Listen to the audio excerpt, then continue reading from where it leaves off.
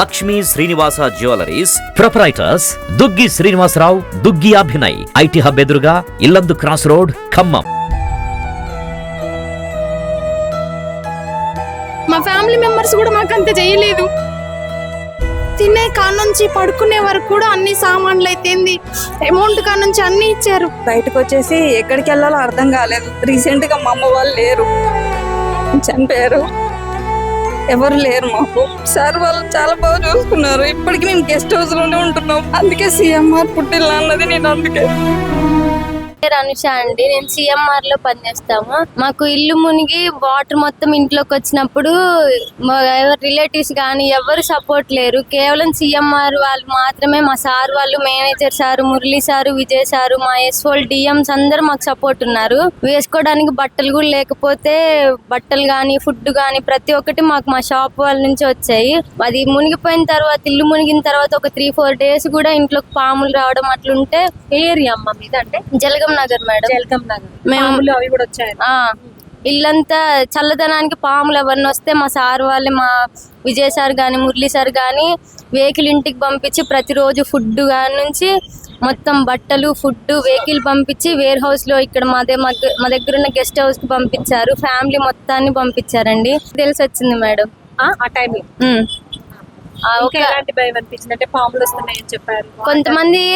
మన రోడ్ మీద చూస్తూ ఉంటాం, మనకి ఏమంటారు, ముసలి వాళ్ళని, అనాథలను వదిలిపెడతారు మేడం. ఆ సిచ్యువేషన్ లో ఏంటంటే తినడానికి వాళ్ళకి ఫుడ్ కూడా ఉండదు, రోడ్ల మీద పడుకొని ఉంటారు మేడం. ఈగల వాళ్ళది అట్లాంటి సిచ్యువేషన్ మనకు కళ్ళకి కట్టినట్టు కనిపించింది. అప్పుడు మీరు కూడా వాటర్ లో చిక్కుకొని అదే పొజిషన్ అనుభవించి వచ్చారు కాబట్టి మీకు అలా అనిపించింది. ఇంకా మీతో పాటు మీ పేరెంట్స్ అంతా అదే. మా అక్క వాళ్ళ పిల్లలు కూడా మా దగ్గరే ఉన్నారు మేడం. మా పిల్లలకి ఒక 1 day మొత్తం ఫుడ్ కూడా లేదు.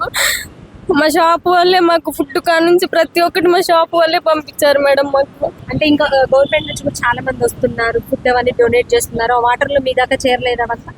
అసలు మా దగ్గర వరకు ఏం రాలేదు మేడం. కేవలం మా షాప్ వాళ్ళే మాకు ప్రతి ఒక్కటి మా షాప్ వాళ్ళే చూసుకున్నారు మేడం. ఇప్పుడు అంతా అయిపోయిన తర్వాత మొత్తం క్లియర్ చేసుకోవడం, క్లీన్ చేసుకోవడం. మా షాప్ వాళ్ళే మాకు మళ్ళీ గ్రాసరీస్ ఇచ్చారు, మళ్ళీ రైస్ పంపించారు.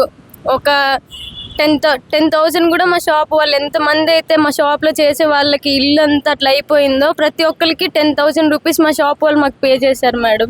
అసలు ఆ సిచ్యువేషన్ తలుచుకుంటేనే నిజమా కాదా అనిపిస్తుంది సార్.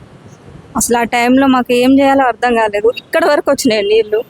మా హస్బెండ్ అక్కడి నుంచి అందులోంచి తీసుకొని వెళ్ళిపోయారు. ఆ పాములు, చర్యలు, కప్పలు వాటి నుంచి దాటుకుంటూ వచ్చేసిన. భయం వేసింది. ఆ సమయానికి మా ఎస్ఓ సారు, మా విజయ్ సార్ ఫోన్ చేశారు, ఎక్కడున్నారమ్మా అని.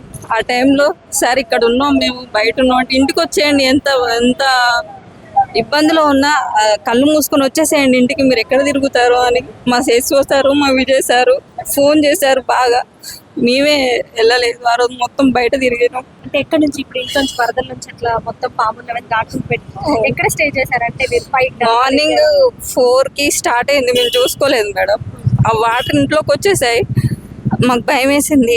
వచ్చి మొత్తం మేము పైన పెడదాం అనే లోపు మాకు ఏమేమో వస్తున్నాయి అందులోంచి. అవి చూసి భయం వేసి బయటకు వచ్చేసినాం. తాళం కూడా వేయలేదు. ఆదివారం పొద్దున్నే సార్ 4కి మార్నింగ్. పిల్లలు హాస్టల్లో ఉన్నారు. మా అత్త, మా మామ, మా ఆయన, 4 ఉన్నారు. మా సారు వాళ్ళ ఆడబిడ్డ కాల్వోడ్లో ఉంటారు. వాళ్ళు వాటర్ వస్తున్నాయని 3:30కి అలా ఫోన్ చేస్తే ఆయన వెళ్ళిపోయాడు ఆటో తీసుకొని. రీసెంట్గా ఆటో తీసుకున్నాం, వెళ్ళిపోయారు. ఆయన తీసుకొని వచ్చేలోపు ఇక్కడ వాటర్ అన్నీ వచ్చేసాయి. మాకేం చేయాలో అర్థం కాలేదు. వదిలేసి తాళం కూడా వేయలేదు, అట్లనే పైకి వెళ్ళిపోయాం. ఆ నీళ్ళలో నడుచుకుంటూ వెళ్ళిపోయిన తర్వాత తెల్లారగానే 6-6:30 అయింది.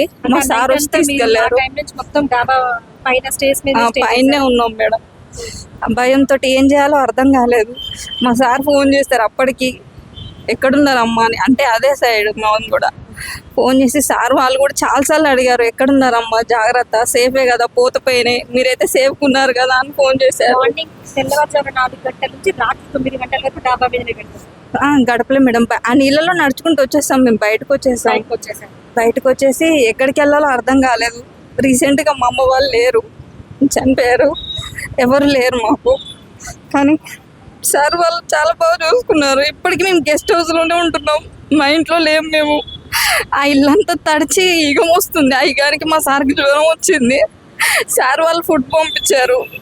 చాలా అంటే చాలా, అందుకే సిఎంఆర్ పుట్టిల్లు అన్నది నేను. అందుకే మా సార్ వాళ్ళు చాలా బాగా చూసుకున్నారు.